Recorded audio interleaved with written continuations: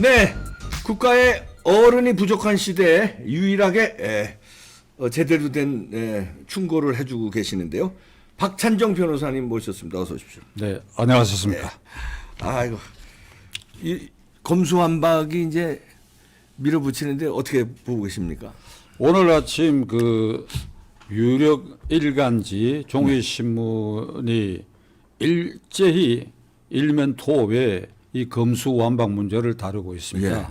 민주당 강경파들이 이게 자행하고 있는 이 일이 도저히 용납될 수 없다. 네.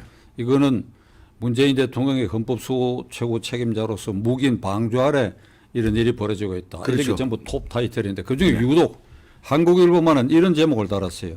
예. 민주완박. 민주완박. 그 이게 무슨 소리인가? 민주당이 완전히 박살난다 박살난다. 이런 뜻인가 했더니 그게 그게 아니고 아니에요? 민주주의의 완전 박살. 아, 민주당이 아니라 나는 민주주의. 민주당이 아니고 예. 민주당에 의해서 한국 민주주의, 특히 이회 민주주의가 완전 박살나고 했다. 맞는 말이네요. 민주 박살. 맞는 그러니까 말이에요. 민주 겹치죠. 네. 그러니까 그 한국일보가 저는 아주 적절하게 지적했다고 봅니다. 그러네요. 이거는 완전 민주주의 박살내는데 네. 이게 저는 지금 우리 형법 87조에 규정되어 있는 내란죄라는 게 있습니다. 네. 내란죄는 이제 두 가지 유형인데 하나는 국토를 참절하거나 국토 참절하는 것은 이게 이제 반란 부대나 네, 이런 그건 무력 거죠. 부대가 그러니까 일부 지역, 그러니까 네. 강원도 일부 지역에 대한민국 통치권이 용해 못하도록 이렇게 무력으로 이렇게 점령하는 이런 걸 국토 참절이라고 그러는데 네. 국토 참절하는 폭동이거나 네. 아니면 국헌문란의 폭동. 그러니까 국헌문란이라고 하는 게 이 형법에 명시되어 있어요. 개념이. 국헌문란은 뭔가 하면 헌법과 법률에 의하여 성립된 국가기관을 헌법과 법률의 절차에 의하지 않고 그 효력을 정지시킨다. 말하자면 그 기관의 기능을 정지, 마비시키기 위한 폭동행위. 예. 자, 이렇게 딱 봤을 때 지금 민주당 강경파들이 하고 있는 것은 위헌인 검수완박법을 헌법과 국회법 절차에 의하지 않고 이 국회의 기능을 마비시켜서 그들이 목적한 바를 이루게 하는데 다만 유형적인 지금 폭력이 동원되지는 않았어요. 두 번째 아까 사유가 되네요. 변호사님 두 지적한 두 번째 번째에 사유. 전 단계 사유가 되지. 이게 헌법과 법률에 의하지 않고 헌법과 법률에 의하여 성립된 국회의 기능을 마비시키는 지금 예비 업무 단계에 들어왔어요. 그렇죠. 예. 만일 여기에 폭력이 수반된다고 한다면 그건 이 추진하는 이 강경파들은 내란죄로 다스려야 돼. 내란죄가 내란죄 뭐 단순히 직무에 관한 죄다 뭐 공직선거법 위반 이런 게 아니고 내란죄로 다스려야 되는데 지금은 예비 내란 음모 단계네요. 업무 지금. 단계고 예. 무형적인 폭력을 행사하고 있잖아요. 무형적인. 무형적인. 그러니까 형법은 유형적인 건데 여기에 이게 유형적인 뭐 국회를 점령하거나 뭐 이런 사태가 거기 첨가된다고 한다면 네. 이 내란죄에 딱 들어맞는데 현재는 저는 적어도 예비 업무 단계라고 예비, 봐요. 예. 그렇잖아요. 네. 위헌인 검수완박법, 형사소송법과 네. 검찰청법 개정 그거는 헌법에 검사는 수사권과 기소권을 갖도록 되어 있는데 네. 이걸 박탈하려고 그러면 헌법을 개정해야 된다. 그렇죠. 예. 헌법을 개정하지 않고 이게 위법적 절차로 가지고 네. 여기에 폭력만 가미된다면 말이야. 그게 이제 국회에서 예를 들면 난동을 부려갖고 통과시켰는지 하면 나는 작은 내란죄로 다스려야 돼. 작은 내란죄로. 폭력이 수반 안 되더라도 안 되더라도 지금 이거 헌법을 무시하고 그다음에 이 절차 다 무시하고 이렇게 저질렀기 때문에 이건 저 내란 예비 업무 단계는 업무 나는 단계죠. 나는 그렇게 충분히 예비 우리가 업무 단계도 이거 뭐 우리 처벌이 되나요? 정서적으로 그렇게 봐야 돼. 그리고 네. 많은 이 언론에서도 입법 구태타락 하거든, 그게. 그렇죠. 예. 그게 지금 내가 말하는 그걸 암시하고 있는 거예요. 완전히 입법 구태타죠, 현재 진행되고 있는 게. 네. 그러니까 결정적으로는 예를 들면 헌법과 법률에 의하지 않고 그 기관의 기능을 훼손하고 있는 게 예를 들면 사보임 문제 첫째로. 그러니까요. 사보임. 예. 양향자 의원이 기획재정부위원회에 속하고 있는 무소속인데 그건 실제로 민주당이죠. 작년에 보좌관 중에 무슨 불미스러운 일이 있어서 자기가 도의적 책임지고 일단 당을 탈당한다. 네.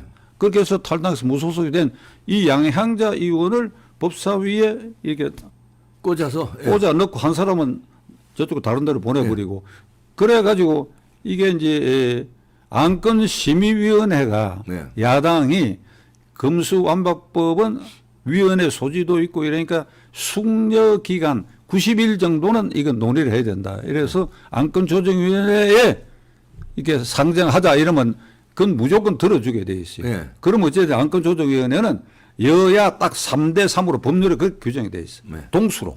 네. 그 동수로 해가지고 90일 동안 숙려한다 이거지.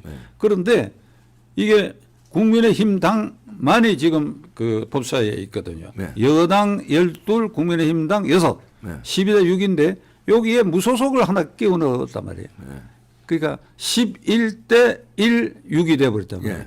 그러니까 그 무소속도 야당으로 간주해가지고 셋 중에 하나를 끼워 넣으니까 이게 실제로는 3-3이 아니라 4-2가 4-2가 되는 거죠. 4대2가. 4-2가. 그러니까 이게 그 회기 내의 편법으로 사보임하는 거는 국회법의 위법이야. 네. 그러니까 내란죄에 말하는 헌법과 법률의 절차 이해하지 않고 그 국회의 기능을 이렇게 훼손하는 것이니까 그게 해당되고 그다음에 양양자 의원이 이번에 아주 큰 일을 했죠. 그렇죠. 그리고 이제 사보임 돼가지고 양심상. 네. 이 사람이 법률가가 아닌데 그 고등학교만 나와가지고 삼성 네. 상무까지 오른 사람 아니에요. 그런데 자기가 법률을 검토하고 보좌관들하고 의논해보더니 이게 법률안도 문제지만 절차가 이렇게 해서는 안 된다.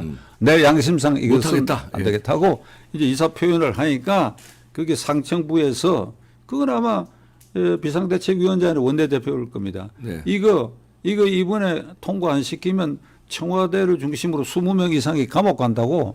지네들이 얘기했다는 거 아닙니까? 그렇게 얘기한 거 양양자 의원이 그 양심선을 내지 20명 이상 감옥을 간다 이렇게. 네. 그러니까 이게 검수완박법을 이렇게 헌법과 법률에 위반하고도 강행 처리하고 내란 예비 음모의 혐의까지 뒤집어쓰고 하는 이유가 감옥 안 가려고 하는 거예요. 그러니까 그 일당들이 감옥을. 거기에는 문재인 대통령을 포함해가지고 이재명 포함해서 20명이라는 거 아닙니까? 20명이면 적게 잡은 거지. 적게 잡았는데 하여튼 그 적게 이름이 잡- 나왔다는 겁니다. 이름이. 그래서 그렇게 되니까 당황해가지고 그 박홍근 원내대표가 다른 비책이 있다. 그게 이제 그 민형배 의원을 법사위 소속을 탈당시켜서 무소속으로 만들어 놓은 이런 상태인데 네. 오늘 아침 뉴스는 안건조정위원회는 일단 오늘은 논의를 보류했다. 네. 요 90일간 논의할 수 있는 걸. 네. 그러면 6대 4가 되면 더 이상 논의할 필요 없다. 뚝딱 해버리면 법사위에서 일 보고를 하면 법사위에서 표결을 붙이게 되거든. 네. 그럼 뚝딱 하면 숫자가 많으니까. 그걸 본회의 넘어가는 이런 절차인데 민영배 의원이 그 본인의 말이 내가 굉장히 고심을 했다. 이 무소속으로 탈당하는 것에 대해서.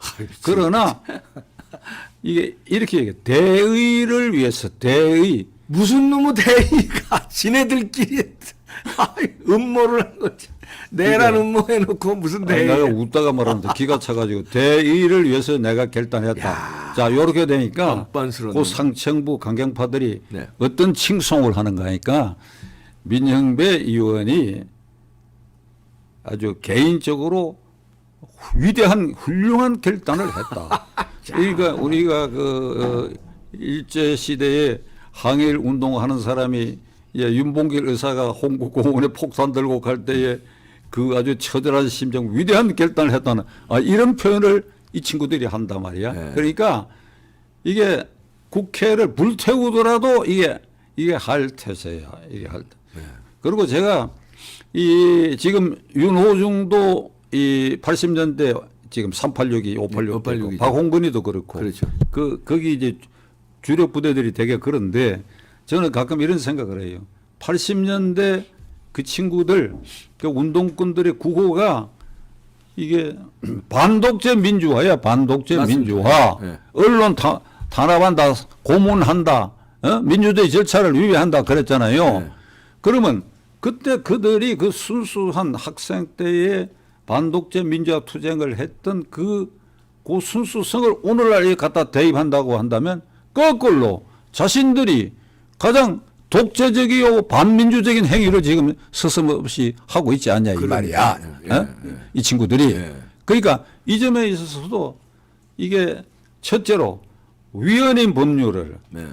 내란 예비 음모적 상황으로 헌법과 법률에 의하여 밀어붙이고 그리고 그 주체들이 젊었을 때 대학생일 때 반독재 투쟁을 했던 사람들이고 그래서 단기간 대부분 단기간이야 감옥에 갔다 온 걸 훈장화 해가지고 그러니까요. 이것을 기득권화해서 국회의원도 되고 장관도 되고 원내대표도 되고 당대표도 되는데 이걸 우려 먹었는데 네. 이 훈장 받을 이 훈장의 값어치를 생각하더라도 지금 이들이 하는 일은 이게 역적질이다. 이거 역적질. 그러니까 이것은 이번 이들이 기도하고 있는 이 행위는 이게 천인공로할 일이다. 이게 천인공로할 일. 그러니까요.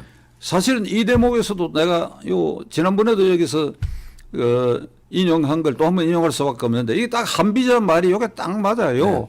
비리법권천. 네. 그러니까 이렇게 정당한 이치를 깔아뭉개고 이게 힘으로 네. 다수결의 힘으로 다수당의 힘으로 정의와 도리를 깔아뭉개 가지고 법률로서 이렇게 짓누르는데 성공할지는 몰라도 단기간에 결국 하늘을 이기지는 못한다. 네.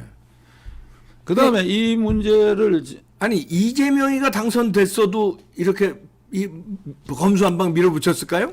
그거 내가 하나 빼타려 먹을 겁니다. 이재명이 이재명 후보가 됐으면 검수완박을 윤호중 비상대책위원장과 박홍근 원내대표에게 묻고자 합니다. 네. 그대들 말이야 이재명이가 대통령 당선됐으면 이게 이 검수완박 이게 밀어붙였겠어? 그러니까 그 점에 있어서도 완전히 속을 드러내고 말이야 네. 비양심적이고 이기적이고 그러니까 네.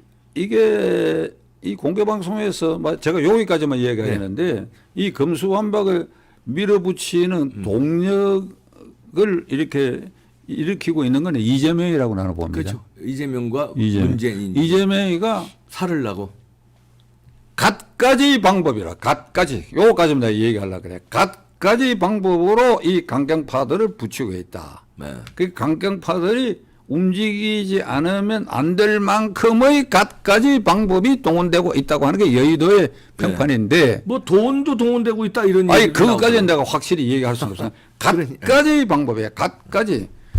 돈으로 말하면 우리 속담에 광에서 인심 난다 그러잖아요. 광에서. 그렇죠. 예.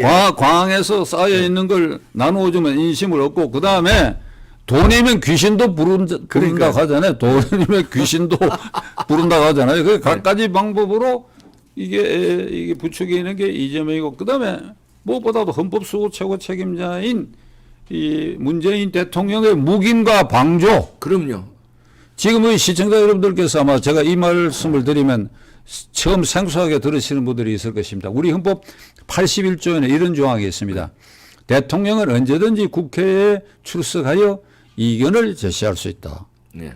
그러니까 언제든지 어떤 의안이든지 그러니까 대통령이 이 국회의장 앞으로 내가 언제 이런 이안을 가지고 국회에 가서 상의할 테니 이견을 예. 의장만 단독으로 만난 게 국회 본회의장에서 이견을 진술하겠다 하면 국회가 휴회 중이라도 임시회를 열어줘야 돼요. 예. 아닙니다. 이건 지금 임시회 한 달 뒤에 있으니까 그때 봅시다. 이래서는 안 돼요. 예. 대통령이 그렇게 그건 헌법상 대통령의 권한이고 동시에 의무. 이무이기 예. 때문에 이 의무를 이행하려고 하는 것에 대해서 회방 놓으면 안 됩니다. 그 임시회의라 하더라도 즉각 소집을 해야 돼요. 예. 그 공고기간 뭐 한 2, 3일. 그럼 그걸 안 했다는 거는 이거 방조가 되는 그렇지. 거죠. 네. 그러니까 그렇게 할 수 있고 따라서 헌법 66조, 69조에는 대통령은 헌법 수호 최고 책임자다. 네. 이렇게 66조 규정되어 있고 국가 원수로서 그다음에 69조에는 이 66조의 대통령의 책임을 이어받아 가지고 대통령은 취임에 저음하여 다음과 같이 선서해야 된다. 이래가 네. 시작이 나는 헌법을 준수하며 이렇게 돼 있다니까. 그렇죠. 예. 그러니까 헌법 수호 최고 책임자로서 헌법에 선서한 사람이 지금 이와 같이 헌법을 유린하고 내란 예비 음모적 상황까지 진전되는 여기에 침묵하고 있다고 하는 것은 이게 방조죄다. 탄핵 사유요. 탄핵 사유인데 이제 임기 얼마 안 남았으니까 뭐 탄핵 발의를 야당이 할 수도 없지. 예. 그럼 임기 끝나면 어떻게 되느냐? 이 부분 직무에 관한 죄로 사법 처리를 해야 돼요. 그럼 직무유기. 아니 직권 남용 직무유기. 직무유기가 되는 거네요. 문재인 대통령은 지금 뭐 네. 이게 재단체가 계산한 대로 하면 죄 혐의가 한 20가지 된다는 거 아니에요? 20가지. 예. 그러니까 이것도 한 가지 더 플러스 해야지. 이게. 예.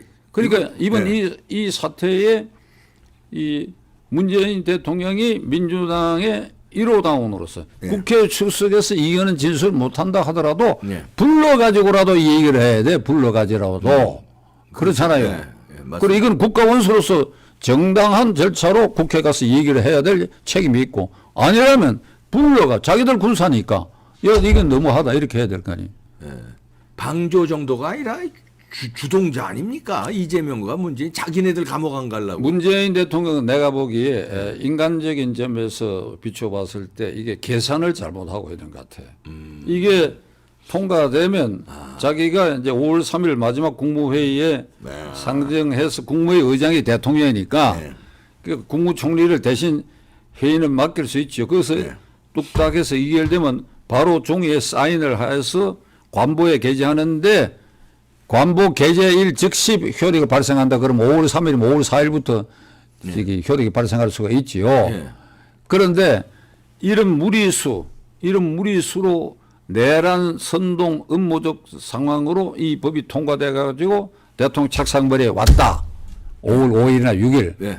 이게 퇴임 한 3, 4일 전에 과연 이걸 사인할 것인가 본인이. 이게 손이 떨릴 거예요.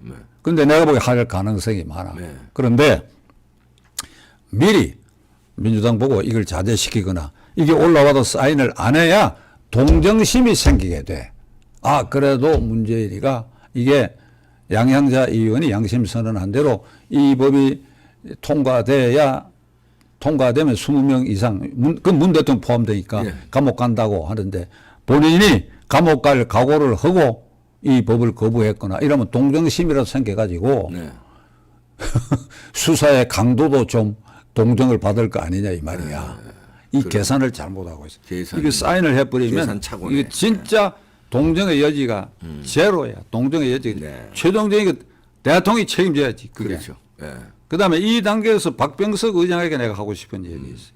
박병석 의장은 작년에 언론중재법을 본회 상정 안에가 이게 무산시켰는데 그때 여기 수도권 어떤 의원이 개새끼라고 그러지 개새끼. 네, 맞아요. GSS 뭐 GI인가. GGSG. 네. 그래 국회의장을 개새끼라고 할 정도 욕을 얻어먹고 그랬는데 GSG인가 그랬어요. 그러나 그 칭송받고 있잖아요. 예. 근데 이번에 이게 법사위 위원 사보임 양형자를 꼽고 박성준이를 쫓아내고 하는 요게 결재를 한 것 같아. 그걸 결재를 안 해야지. 의장 결재입니다. 그 사보임 하는 그렇죠. 거. 예. 그 결재했다게 일단. 그러니까 일단 안건조정위원회 구성까지 허용하는 결재를 했는데 이번에 또 민형배 의원 꼼수. 예. 탈당했으니까 이거는 사보임이 아닌 게 돼버렸다고 그게. 그러니까 거기서 일단락 됐는데 이제 자 이게 본회의로 넘어왔을 때 본회의 상정하느냐는 문제가 첫째 하나 있고 네. 그다음에 이번 이 회기가 5월 4일까지래요 공교롭게. 네.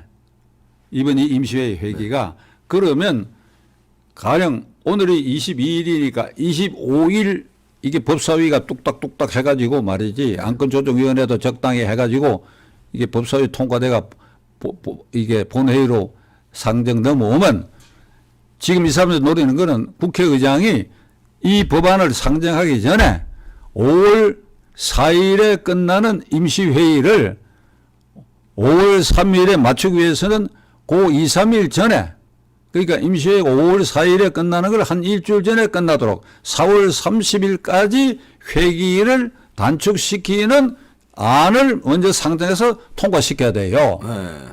안 그러고 국회의장이 나 그거 못하겠다.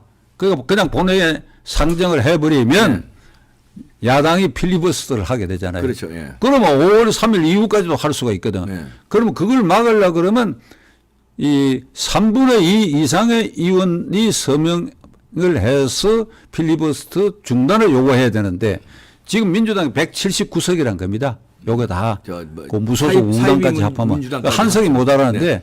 요게 이제 박병석이가- 정의당 몫이야. 그러니까 정의당이 필리버스터를 중단시키는데 협력하지 않으면 네. 그리고 회기 단축을 박병석 의장이 상정해서 의결하지 않고 네. 그냥 내버려두고 이 임시국회 5월 4일까지 간다면 네. 이게 이 법이 날아갈 수가 있는데 네. 여기서 이제 박병석 의장이 회기 단축안을 상정하느냐 이거 첫째로 요게 이제 고비야. 네. 안 하겠다. 첫째로 이 법안은 상정 보류하면 제일 좋지요. 네. 그게 안 되고 상정했다. 그리고 회기 단축안 상정 안 하고 그다음에 그냥 이 법안을 상정했다. 이래도 박병석 의장이 할 일은 당하는 겁니다. 네. 그러니까 이제 국민의힘당이 좀 괴롭지 일주일 이상 필리버스터를 해야 되니까. 네. 그러니까 5월 3일, 5월 4일까지 해버리면 5월 5일 날 또 임시국회를 소집해가지고 한다. 이건 하늘이 용납 안 할 거예요. 네. 이게 대통령 임기 나갈 전에 또 임시국회를 소집하는 임시국회 하루 소집을 할 수 있거든. 네. 5월 4일인데 그게 필리버스터 5월 4일까지 하라. 그럼 5일 날 새로운 임시회를 소집하게 되면 그 앞에 회기의 필리버스터는 같은 안건에 대해서 다음 회기에 필리버스터 못 하거든. 그렇죠. 예. 그렇게 되면 이제 5월 5일 날 이게 이제 상정해서 뚝딱 하더라도 그럼 5월 6일 국무회의를 하고 그렇게는 할 수가 없을 거라고. 네. 그게. 그러니까 여기서 박병석 국회의장에 기대하는 바가 이런 사회권을 가지고 이 회기 단축안 상정 안 하고 그다음에 본회의 상정했어. 이렇게 한다면 그렇게 양심적으로 할 사람이 아닙니다. 박병석은. 저는 50으로 봐요. 50대 50. 왜 그래가 이번에 미국을 22일, 23일인가부터 5월 갈래다가 초까지 안 가게 갔죠. 된 걸 안 간다고 그랬잖아요. 예. 처음에는 그 의회 지도자들과의 약속된 거는 프로토콜상 그게 연기하기 어렵다고 얘기를 하다가 안 가는 걸 보면 본인이 굉장한 지금 이 고민에 빠져 있는 것 같은데 예. 저는 이 이봉규 TV를 통해서 박병석 의장 개인적으로 저 잘합니다. 정치부 기자로 나도 취재한 일도 있고 그리고 내가 그 무소속으로 2번 당선된 서초구의 유권자이기도 했어요. 추정컨대 그때 아마 날 지지한 것 같아. 그게 잘 아는데 그리고 그 어른께서 부친께서 대전에서 한국 족보 문화를 이렇게 보존한 분입니다. 모든 성씨의 족보를 이렇게 정리를 해서 처음 출판을 했어요. 그 박병석 의장의 부친이 그런 아주 훌륭한 일을 한 분이니까 뼈대 있는 집안이거든. 그래서 저는 50대 50으로 기대를 하는데 그래서 좀 거친 말로 하면 박병석 구태타를 해야 돼. 이게 내란 예비 업무를 하려고 하는 이 불안당들에 대항하기 위해서는 박병석 의장이 구태타를 해야 돼. 구태타. 네.